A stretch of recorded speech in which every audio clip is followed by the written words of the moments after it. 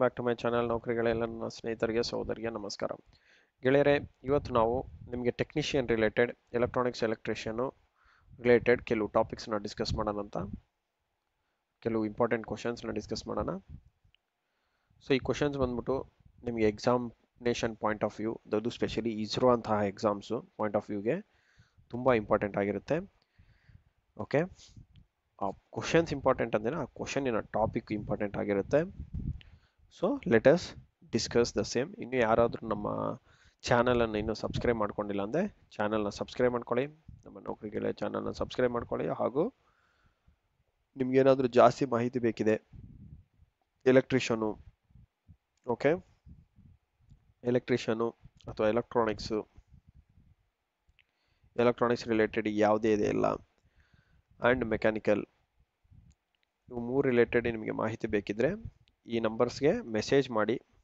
Only message are allowed, no calls. Message ಮಾಡಿ. Calls ಮಾಡಿದ್ರು in case ನಾವು call back ಮಾಡೋಕ್ಕಾಗಿಲ್ಲ ಅಂದರೆ ನಾವು ಮೆಸೇಜ್ ಮುಖಾಂತರ ರೆಸ್ಪಾನ್ಸ್ ಕಂಪಲ್ಸರಿ ಮಾಡ್ತೀವಿ. ಓಕೆ, ಸೊ ದಯಮಾಡಿ ಮೆಸೇಜ್ ಮಾಡಿ ಆದಷ್ಟು, ಸೊ ದಟ್ ವಿದ್ಯಾರ್ಥಿಗಳಿಗೆ ನಾವು ರಿಪ್ಲೈ ಕೊಡೋಕ್ಕಾಗುತ್ತೆ. So let us begin with the topic guys. Okay, waste ಮಾಡೋದು ಬೇಡ, ಬಿಗಿನ್ ಮಾಡೋಣ. ಈಗ ಫಸ್ಟ್ ಕ್ವಶನ್ ಬಂದು ನೋಡಿ, the curve representing Ohm's law. Ohm's law ಅಂದ್ರೆ ಏನು? I is equals to V by R. ಇದು ಓಮ್ಸ್ ಲಾ, ಕರೆಕ್ಟಾ? At certain condition, temperature condition ಇದೆ, ಅದು ಓಕೆ, ಫೈನ್, ಅದೊಂದು ಕಡೆ ಇರಲಿ. ಇದು ನಿಮಗೆ ಓಮ್ಸ್ ಲಾ. ಏನು? Current flowing in a conductor ಬಂದ್ಬಿಟ್ಟು directly proportional to voltage and inversely proportional to resistance ಅಂತ ಹೇಳ್ತಾರೆ. ಈಗ ಈ ಪರ್ಟಿಕ್ಯುಲರು ಥಿಂಗ್ಸು ನಾವು ಕಂಡಕ್ಟರ್ಸ್ಗೆ ಮಾತ್ರ ಅಪ್ಲಿಕೇಬಲ್ ಆಗುತ್ತೆ. ಇದು ವೆರಿ ಇಂಪಾರ್ಟೆಂಟ್.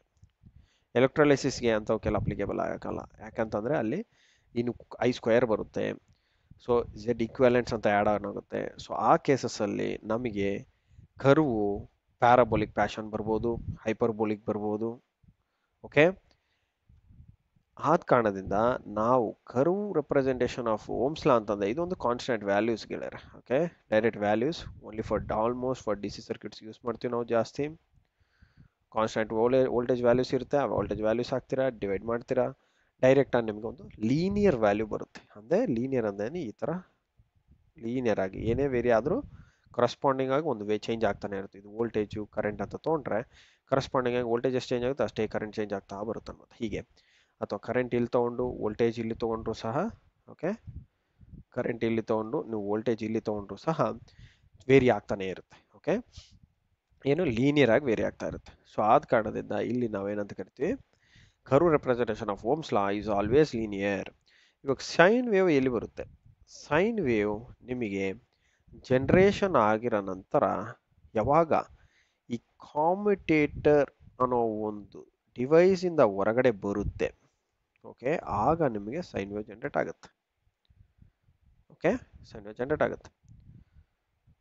ಈ ಸೈನ್ ವೇವ್ನ ನಾವು ಅಲ್ಲೇ ನೋಡೋಕ್ಕಾಗುತ್ತೆ, ಅಥವಾ ಸಿಗ್ನಲ್ ಜನರೇಟರ್ಸಲ್ಲಿ ಸೈನ್ ವೇವ್ಸ್ನ ನೋಡ್ಬೋದು. Okay, and parabolic waveforms ಅಂತಂದರೆ ಎಲ್ಲಿ ನಿಮಗೆ ಸ್ಕ್ವೇರ್ ಫ್ಯಾಷನ್ಸ್ ಇರುತ್ತೆ ಅಲ್ಲಿ. ಓಕೆ, ಹೈಪರ್ಬೋಲಾ ಅದನ್ನು ಸಹ ಹಾಗೆ ಜಸ್ಟ್ ಇನ್ವರ್ಸ್ ಇರುತ್ತೆ ಅಷ್ಟೇ, 1/I² ಈ ಥರ ಫಾರ್ಮ್ಯಾಟ್. ಓಕೆ, ಸೊ ಇವಾಗ ಇದು ಫಸ್ಟ್ ಕ್ವಶನ್ ಆಯಿತು. The right answer for this question representing Ohm's law ಅಂತಂದರೆ ಯಾವುದು? ಈ ಲೀನಿಯರ್ ಕರ್ವ್ಸ್. ಓಕೆ, ಈಗ ನೆಕ್ಸ್ಟ್ ಕ್ವಶನ್ ನೋಡಿ, as the frequency increases the capacitive reactance of the circuit ಏನಾಗುತ್ತೆ? ಕೆಪಾಸಿಟಿವ್ ರಿಯಾಕ್ಟೆನ್ಸ್ ಅಂದರೆ XC. ನಿಮಗೆ XC ಗೊತ್ತಾಗಬೇಕಂದ್ರೆ XCದು ಫಾರ್ಮುಲಾ ಗೊತ್ತಿರಬೇಕು. XC ಅಂದರೆ ಏನು? 1/2πfc. ಅಂದರೆ ಇಲ್ಲಿ ಮೀನಿಂಗ್ ಏನು? ನಿಮಗೆ ಫ್ರೀಕ್ವೆನ್ಸಿ ಇನ್ಕ್ರೀಸ್ ಆಗುತ್ತೆ ಅಂತ ಹೇಳ್ತಾನೆ. ನಾವು ಇವೆಲ್ಲ ಬೇರೆ ಟರ್ಮ್ಸ್ ಎಲ್ಲ ತೆಗೆದುಬಿಡೋಣ, XCಗೆ ಫ್ರೀಕ್ವೆನ್ಸಿಗೆ ಅಷ್ಟೇ ರಿಲೇಷನ್ ಬರ್ಕೊಳ್ಳೋಣ ಇಲ್ಲಿ. ಓಕೆ, ರೆಸ್ಟ್ ಆಲ್ ಟರ್ಮ್ಸ್ನ ಕಾನ್ಸ್ಟೆಂಟ್ ಅಂತ ಇಟ್ಕೊಳ್ಳಿ. ಈಗ ಇನ್ವರ್ಸ್ಲಿ ಪ್ರಪೋರ್ಷನಲ್ ಟು ಫ್ರೀಕ್ವೆನ್ಸಿ ಅಂದರೆ ಫ್ರೀಕ್ವೆನ್ಸಿ ಜಾಸ್ತಿ ಆಯ್ತಂತಂದೆ ರಿಯಾಕ್ಟನ್ಸ್ ಏನಾಗಬೇಕು? ಕೆಪಾಸಿಟಿ ರಿಯಾಕ್ಟನ್ಸ್ ಡಿಕ್ರೀಸ್ ಆಗಬೇಕು. ಸೊ ಡೈರೆಕ್ಟಾಗಿ decrease is your right answer. So in case directly proportional ಇತ್ತು ಅಂತಂದರೆ, ಕೆಪಾಸಿಟಿ ರಿಯಾಕ್ಟನ್ಸ್ ಡೈರೆಕ್ಟ್ಲಿ ಪ್ರಪೋರ್ಷನಲ್ ಯಾವುದಕ್ಕಾದ್ರು ಪ್ಯಾರಾಮೀಟರ್ಗೆ ಇತ್ತು ಅಂತಂದರೆ ಆಗ ನಾವು ಇನ್ಕ್ರೀಸ್ ಅಂತ ಬರಿಬೋದು. ಸೊ ನಿಮಗೆ ಇಂಡಕ್ಟಿವ್ ರಿಯಾಕ್ಟನ್ಸ್ ಅಂತ ತೊಗೊಂಡ್ರೆ 2πfc ಅಂತ ಬರುತ್ತೆ. ಆಗ ನಿಮಗೆ ರಿಲೇಷನಲ್ಲಿ ಡೈರೆಕ್ಟ್ಲಿ ಪ್ರಪೋರ್ಷನಲ್ ಬರುತ್ತೆ. ಆ ಕೇಸಲ್ಲಿ ನಿಮ್ಗೆ ಇನ್ಕ್ರೀಸ್ ಆಗುತ್ತೆ. ಫ್ರೀಕ್ವೆನ್ಸಿ ಇನ್ಕ್ರೀಸ್ ಆದರೆ ಅವಾಗ ಇದೂ ಸಹ ಇಂಡಕ್ಟಿವ್ ರಿಯಾಕ್ಟೆನ್ಸ್ ಸಹ ನಿಮ್ಗೆ ಏನಾಗುತ್ತೆ ಇನ್ಕ್ರೀಸ್ ಆಗುತ್ತೆ. ರಿಮೈನ್ ಸೇಮ್ ಯಾವುದರಲ್ಲಿ ಫ್ರೀಕ್ವೆನ್ಸಿ ಇನ್ಕ್ರೀಸ್ ಆದರೂ ಚೇಂಜ್ ಆದರೂ irrespective of the frequency variations ನಿಮಗೆ ಯಾವುದೂ ಚೇಂಜ್ ಆಗಲ್ಲ ಅಂತಂದ್ರೆ ಯಾವುದರಲ್ಲಿ ಅಂತಂದ್ರೆ ನಿಮಗೆ ಟ್ರಾನ್ಸ್ಮಿಷನ್ ಲೈನ್ಸ್ ಅಲ್ಲಿ okay okay frequency independent circuits ಅಂದ್ರೆ ಡಿ ಸಿ ಅಂತ ಇಟ್ಕೊಳ್ಳಿ, ಡಿ ಸಿ ಸರ್ಕ್ಯೂಟ್ಸ್ ಅಂತ ಇಟ್ಕೊಂಬಿಡಿ. ಡಿ ಸಿ ಸರ್ಕ್ಯೂಟ್ಸ್ ಅಲ್ಲಿ frequency first of all D C circuits ಅಲ್ಲಿ ನಿಮಗೆ ಝೀರೋ, ಫ್ರೀಕ್ವೆನ್ಸಿ ಏನೇ ಚೇಂಜ್ ಆದರೂ ನಿಮಗೆ ಡಿ ಸಿ ಸರ್ಕ್ಯೂಟ್ಸ್ ಅಲ್ಲಿ ಎಫೆಕ್ಟ್ಸ್ ಆಗಲ್ಲ. Okay first of all D C circuit ಅಲ್ಲಿ ಫ್ರೀಕ್ವೆನ್ಸಿ ಇರಲ್ಲ ಗೆಳೆಯರು, ನೆನ್ಪಿಟ್ಕೊಳ್ಳಿ. Okay and increase and then remains constant, ಇದು ಯಾವುದೇ ಇದಕ್ಕೆ ಪ್ಯಾರಾಮೀಟರ್ಗೆ ವರ್ತ್ ಆಗಲ್ಲ. ಬಟ್ ರೆಸೊನೆನ್ಸ್ ಸರ್ಕ್ಯೂಟ್ಸ್ ಅಲ್ಲಿ ಅಪ್ಲಿಕೇಬಲ್ ಆಗುತ್ತೆ. ಈ ತರ ಕರ್ವ್ಸ್ ಬರುತ್ತಲ್ಲ ಅಲ್ಲಿ ನಿಮಗೆ ಫ್ರೀಕ್ವೆನ್ಸಿ ಇನ್ಕ್ರೀಸ್ ಫ್ರೀಕ್ವೆನ್ಸಿ ಡಿಕ್ರೀಸ್ ಆಗ್ತಾ ಇರುತ್ತೆ. ಇದಕ್ಕೆ ಫ್ರೀಕ್ವೆನ್ಸಿ ಕರ್ವ್ ಆಗಿರುತ್ತೆ, ಇದು ನಿಮಗೆ ಇಂಪಿಡೆನ್ಸ್ ಕರ್ವ್ ಆಗಿರುತ್ತೆ. Okay impedance and frequency curve ಆಗಿರುತ್ತೆ. ಆ ಕೇಸಸ್ ಅಲ್ಲಿ ನೀವು ಫ್ರೀಕ್ವೆನ್ಸಿ ನೋಡಿ ಇಲ್ಲಿ ಏನಂತಿದ್ದಾನೆ ಇನ್ಕ್ರೀಸು ಮತ್ತೆ ದೆನ್ ಡಿಕ್ರೀಸು, ಇನ್ಕ್ರೀಸು ಮತ್ತೆ ಡಿಕ್ರೀಸ್ ಆಗುತ್ತೆ ಅಂತಂದ್ರೆ ಇದು ನಿಮಗೆ ಸೀರೀಸ್ ರೆಸೊನೆನ್ಸ್ ಸರ್ಕ್ಯೂಟು, ಇದು ನಿಮಗೆ ಪ್ಯಾರಲಲ್ ರೆಸೊನೆನ್ಸ್ ಸರ್ಕ್ಯೂಟ್. ಓಕೆ ಇದು ನಿಮಗೆ ಸೀರೀಸ್ ರೆಸೊನೆನ್ಸ್ ಸರ್ಕ್ಯೂಟ್ ಅಲ್ಲಿ ಆಗುತ್ತೆ. Okay next in an oscillator the feedback signal ಏನಾಗುತ್ತೆ? ಇನ್ ಅನ್ ಆಸಿಲೇಟರ್ ಫೀಡ್ಬ್ಯಾಕ್ ಸಿಗ್ನಲ್ ಏನಾಗುತ್ತೆ ಅಂತಂದ್ರೆ ಆಸಿಲೇಟರ್ ಅಂತಂದ್ರೆ ಪಾಸಿಟಿವ್ ಫೀಡ್ಬ್ಯಾಕ್ ಕೊಡ್ತೀವಿ.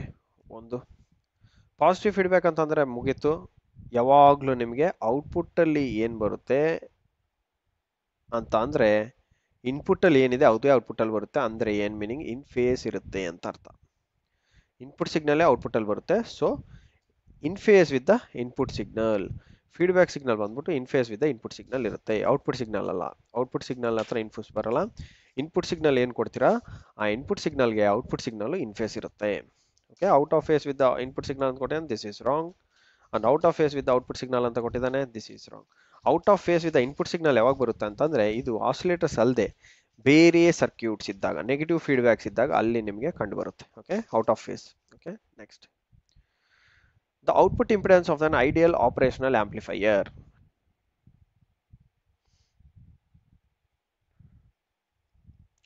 ಇನ್ಪುಟ್ ಇಂಪಿಡೆನ್ಸ್ ನಿಮಗೆ ಏನಿರುತ್ತೆ ಇನ್ಫಿನೈಟ್ ಇರುತ್ತೆ, ಔಟ್ಪುಟ್ ಇಂಪಿಡೆನ್ಸ್ ಏನಿರುತ್ತೆ ಝೀರೋ ಇರುತ್ತೆ. ಓಕೆ ಔಟ್ಪುಟ್ ಇಂಪಿಡೆನ್ಸ್ ಝೀರೋ ಅಂತಂದ್ರೆ ಏನ್ ಮೀನಿಂಗು ಕರೆಂಟ್ ಬಂದ್ಬಿಟ್ಟು ಔಟ್ಪುಟ್ ಕರೆಂಟ್ ಇನ್ಫಿನೈಟಿ ಇರುತ್ತೆ. ಓಕೆ ಇನ್ಪುಟ್ ಇಂಪಿಡೆನ್ಸ್ ಇನ್ಫಿನಿಟಿ ಅಂದ್ರೆ ಏನ್ ಮೀನಿಂಗು ಇನ್ಪುಟ್ ಕರೆಂಟು ನಿಮಗೆ ಝೀರೋ ಇರುತ್ತೆ ಅಂತ ಅರ್ಥ. ಅಂದ್ರೆ ಇನ್ಪುಟ್ ಕರೆಂಟು ಲಾಸ್ ಬಂದ್ಬಿಟ್ಟು ಝೀರೋ ಇರುತ್ತೆ. ಓಕೆ ಔಟ್ಪುಟ್ ಇಂಪಿಡೆನ್ಸ್ ನಿಮಗೆ ಯಾವಾಗಲೂ ಇನ್ಫಿನಿಟಿ ಇರಬೇಕು ಗೆಳೆಯರೆ. ಓಕೆ ಅಲ್ಲ ಸಾರಿ ಔಟ್ಪುಟ್ ಇಂಪಿಡೆನ್ಸ್ ಯಾವಾಗಲೂ ನಿಮಗೆ ಝೀರೋ ಇರಬೇಕು, ಇನ್ಪುಟ್ ಇಂಪಿಡೆನ್ಸ್ ಯಾವಾಗಲೂ ನಿಮಗೆ ಇನ್ಫಿನಿಟಿ ಇರುತ್ತೆ. Okay very low and very high ಅನ್ನೋದು ಇದು not applicable in ideal case. Ideal ಕೇಸಲ್ಲಿ ನಿಮಗೆ ವೆರಿ ಲೋ ವೆರಿ ಹೈ ಇವೆಲ್ಲ ಬರಲ್ಲ, ಇದೆಲ್ಲ ಪ್ರಾಕ್ಟಿಕಲ್ ಕೇಸಸ್ ಅಲ್ಲಿ ಮಾತ್ರ ಬರುತ್ತೆ. ಓಕೆ ಪ್ರಾಕ್ಟಿಕಲ್ ಕೇಸಸ್ ಅಲ್ಲಿ ಮಾತ್ರ.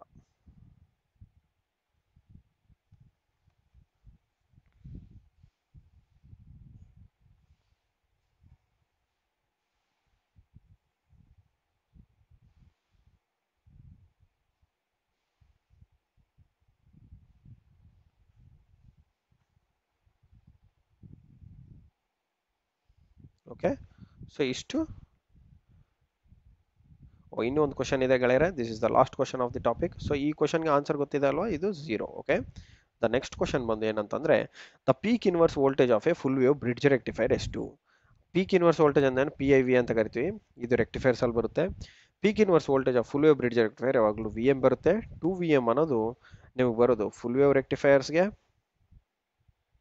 ಓಕೆ ಫುಲ್ ವೇವ್ ಆಗಿರ್ಬೋದು, ಫುಲ್ ವೇವ್ ಬ್ರಿಡ್ಜ್ ಆಗಿರ್ಬೋದು, ಫುಲ್ ವೇವ್ ಆಗಿರ್ಬೋದು, ಫುಲ್ ವೇವ್ ರೆಕ್ಟಿಫೈರ್ ಆಗಿರ್ಬೋದು, ಅಥವಾ ಫುಲ್ ವೇವ್ ಬ್ರಿಡ್ಜ್ ರೆಕ್ಟಿಫೈರ್ ಆಗಿರ್ಬೋದು, ಇವೆರಡಕ್ಕೂ VMA ಬರುತ್ತೆ ಪೀಕ್ ಇನ್ವರ್ಸ್ ವೋಲ್ಟೇಜ್. 2VM ಬಂದ್ಬಿಟ್ಟು ನಿಮಗೆ ಫುಲ್ ವೇವ್ ಅಲ್ಲಿ ಬರುತ್ತೆ. ಓಕೆ ಸಾರಿ ಇದು ಫುಲ್ ವೇವ್ ಅಲ್ಲ, ಹಾಫ್ ವೇವ್ ಅಲ್ಲಿ half wave rectifier and full wave bridge rectifier ಅಲ್ಲಿ VM ಬರುತ್ತೆ. ಅಂಡ್ ಫುಲ್ ವೇವ್ ರೆಕ್ಟಿಫೈರ್ ಅಲ್ಲಿ 2 ಟೈಮ್ಸ್ ಆಫ್ VM ಬರುತ್ತೆ. ನೀವು ಇಲ್ಲಿ ಟೇಬಲ್ ಅಲ್ಲಿ ನೋಡ್ಕೋಬಹುದು, ಸೊ ದಟ್ ನಿಮ್ಗೆ ಒಂದು ರೆಫರೆನ್ಸ್ ಸಿಗುತ್ತೆ. ಇನ್ನು ರೆಸ್ಟ್ ಆಫ್ ದ ಥಿಂಗ್ಸ್ ಸಹ ಇಂಪಾರ್ಟೆಂಟ್ ಗೆಳೆಯರೆ, ಈ ಟೇಬಲ್ನ ರಟ್ಟ ಮಾಡಿ. ನಂಬರ್ ಆಫ್ ಡಯೋಡ್ಸ್ ನೋಡಿ, ಹಾಫ್ ವೇವ್ ಅಲ್ಲಿ ಒಂದೇ ಬರುತ್ತೆ, ಫುಲ್ ವೇವ್ ಅಲ್ಲಿ 2 ಬರುತ್ತೆ, ಬ್ರಿಡ್ಜ್ ಅಂತಂದ್ರೆ 4 ಬರುತ್ತೆ. DC ಅಂತ ಅಂದ್ರೆ ಏನು ಆವರೇಜ್ ವ್ಯಾಲ್ಯೂ. ಆವರೇಜ್ ವ್ಯಾಲ್ಯೂ ಎಷ್ಟು ಬರುತ್ತೆ ನೋಡಿ, ಫುಲ್ ವೇವ್ ರೆಕ್ಟಿಫೈರ್ ಅಲ್ಲಿ VM/π, ಅಲ್ಲ ಹಾಫ್ ವೇವ್ ರೆಕ್ಟಿಫೈರ್ ಅಲ್ಲಿ VM/π, ಫುಲ್ ವೇವ್ ಅಲ್ಲಿ 2VM/π ಬರುತ್ತೆ. ಅಂದ್ರೆ 2 ಟೈಮ್ಸ್ ಹಾಫ್ ವೇವ್ಗೆ ಏನಿರುತ್ತೆ ಅದು 2 ಟೈಮ್ಸ್ ಮಾಡ್ಬೇಕಷ್ಟೇ. ಓಕೆ ಆದ್ಮೇಲೆ ಬ್ರಿಡ್ಜ್ ರೆಕ್ಟಿಫೈರ್ ಅಲ್ಲಿ ನೋಡಿ 2 ಟೈಮ್ಸ್ ಆಫ್ ಅದೇ ಸೇಮ್ ಫುಲ್ ವೇವ್ ಏನು ಬರುತ್ತೆ ಅದೇ ಬ್ರಿಡ್ಜ್ ರೆಕ್ಟಿಫೈಯರಲ್ಲೂ ಬರುತ್ತೆ ಆವ್ರೇಜ್ ವ್ಯಾಲ್ಯೂ. ಬಟ್ ಒಂದೇನಂತಂದರೆ ನೆನ್ಪಿಟ್ಕೋಬೇಕಿತ್ತು ನೀವು, ಆವ್ರೇಜ್ ವ್ಯಾಲ್ಯೂ ಯಾವಾಗಲೂ ಡಿವೈಡೆಡ್ ಬೈ ಪೈನೇ ಬರುತ್ತೆ. Okay, peak inverse voltage V M in half wave 2 times of V M in full wave and only V M in bridge rectifier. ಇದೊಂದೇ difference ಗೆಳೆಯರೆ. Okay, ಯಾಕಂತಂದರೆ V M peak inverse voltage ಅನ್ನೋದು depends on the number of diodes. Ripple factor ನೋಡಿ, half wave ಅಲ್ಲಿ ಜಾಸ್ತಿ ಇರುತ್ತೆ, full wave ಅಲ್ಲಿ ಮತ್ತೆ ಫುಲ್ ವೇವ್ ಬ್ರಿಡ್ಜ್ ಅಲ್ಲಿ ಕಡಿಮೆ ಇರುತ್ತೆ. ರೆಕ್ಟಿಫೈರ್ ಎಫಿಷಿಯನ್ಸಿ ಹಾಫ್ ವೇವ್ ಅಲ್ಲಿ ಕಡಿಮೆ, full wave rectifier bridge rectifier ಅಲ್ಲಿ ಜಾಸ್ತಿ. ಟ್ರಾನ್ಸ್ಫಾರ್ಮರ್ ಯುಟಿಲೈಸೇಷನ್ ಫ್ಯಾಕ್ಟರ್ ಇದು TUF ಅಂತ ಕರಿತೀವಿ. 0.28 ಇದು ನಂಬರ್ನ ನೆನ್ಪಿಟ್ಕೊಳ್ಳಿ, 0.287, 0.693, 0.812. ಫಾರ್ಮ್ ಫ್ಯಾಕ್ಟರ್ ಬಂದ್ಬಿಟ್ಟು 1.57 ಬಂದು half wave rectifier, 1.11, 1.11 and full wave and bridge rectifier. So ಇಷ್ಟೇ ಹೇಳ್ತಾ ನನ್ನ ವಿಡಿಯೋನ ಮುಗಿಸ್ತಾ ಇದ್ದೀನಿ ಗೆಳೆಯರೆ. ಇನ್ನೂ ಏನಾದರೂ ನಿಮಗೆ ಸರ್ ನಾನು ಇನ್ನೂ ಜಾಸ್ತಿ ಪ್ರಿಪೇರ್ ಮಾಡಬೇಕು, ಎಕ್ಸ್ಪರ್ಟ್ ಆಗಬೇಕು, ಚೆನ್ನಾಗಿ ಇನ್ನೂ ತಿಳ್ಕೊಬೇಕು ಅಂತಂದರೆ ನಮ್ಮ ಹತ್ರ ನಮಗೆ ಕೋರ್ಸ್ ಅವೈಲೇಬಲ್ ಇದೆ. ಆ ಕೋರ್ಸಿನ ಲಿಂಕ್ನ ನಾನು ಡಿಸ್ಕ್ರಿಪ್ಷನ್ ಬಾಕ್ಸಲ್ಲಿ ಹಾಕಿರ್ತೀನಿ. ಓಕೆ, ಡಿಸ್ಕ್ರಿಪ್ಷನ್ ಬಾಕ್ಸಲ್ಲಿ ಹಾಕಿರ್ತೀನಿ, ಅದನ್ನು ಯೂಸ್ ಮಾಡಿಕೊಂಡು ನೀವು ಆ ಕೋರ್ಸನ್ನು ತೊಗೋಬೋದು ಗೆಳೆಯರೆ. ಓಕೆ, ಸೊ ಇಷ್ಟು ಹೇಳ್ತಾ, ಇನ್ನು ಯಾರು ಸಬ್ಸ್ಕ್ರೈಬ್ ಮಾಡ್ಕೊಂಡಿಲ್ಲ ಅಂತಂದರೆ ದಯಮಾಡಿ ಸಬ್ಸ್ಕ್ರೈಬ್ ಮಾಡ್ಕೊಳ್ಳಿ. ಆ್ಯಂಡ್ ಈ ವಿಡಿಯೋ ಲೈಕ್ ಆಗಿದೆ, ಲೈಕ್ ಬಟನ್ ಆದರೂ ಕ್ಲಿಕ್ ಮಾಡಿ, ಸೊ ದಟ್ ನಮಗೆ ಇನ್ನೂ ಎಂಕರೇಜ್ಮೆಂಟ್ ಸಿಗುತ್ತೆ, ಇನ್ನು ನೆಕ್ಸ್ಟ್ ವೀಡಿಯೋಸ್ನ ಮಾಡಿ ಹಾಕ್ತಾ ಇರ್ತೀವಿ. Okay, I wish you all the best, crack the exam. Thank you for watching my video. Good day.